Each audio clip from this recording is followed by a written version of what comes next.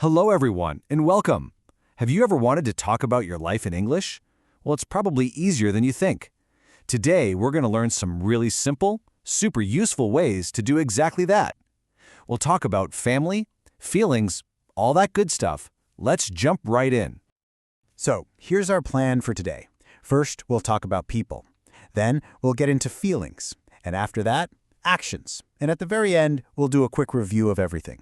Simple, right? Let's go. All right, first up, our people. To talk about your life, you've got to start with the people in it, right? So let's begin with family. Okay, here's our very first sentence. Just listen. My parents worked, so my grandma brought me up.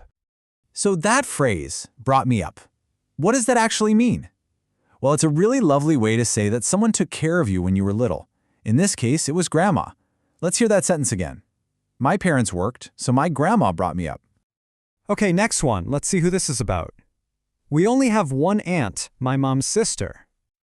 Yep, an aunt is your mom's sister. Super simple.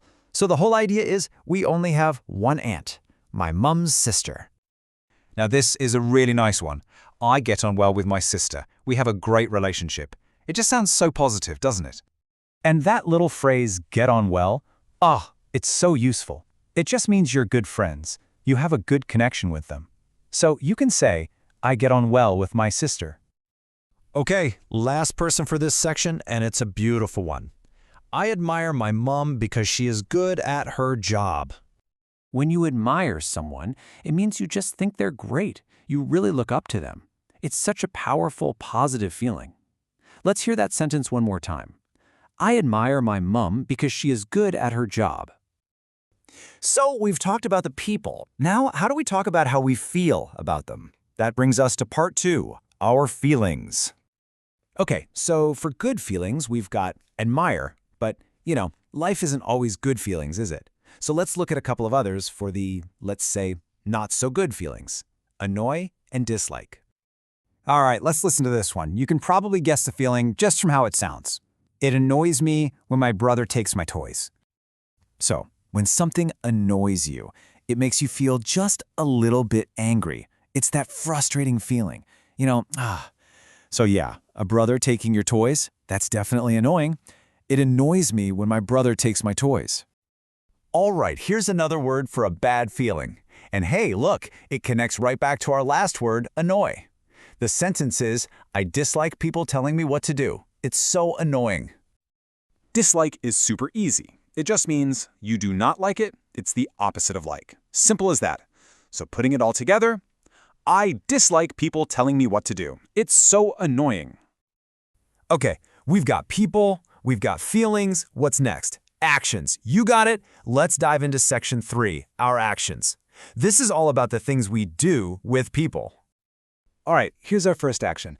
Imagine a parent saying this. Share your chips with your brother. So the action here is share. And to share is just to give a little bit of what you have to someone else. It's a really kind thing to do. So share your chips with your brother. So now I've got a question for you. Think about it. What do you share with your friends or your family? You can share food, sure, but you can also share your time or a good book, lots of things. And for our final action word today, it's hidden inside this question. Listen carefully. Does this phone belong to you or is it Jane's? Okay, that word is belong.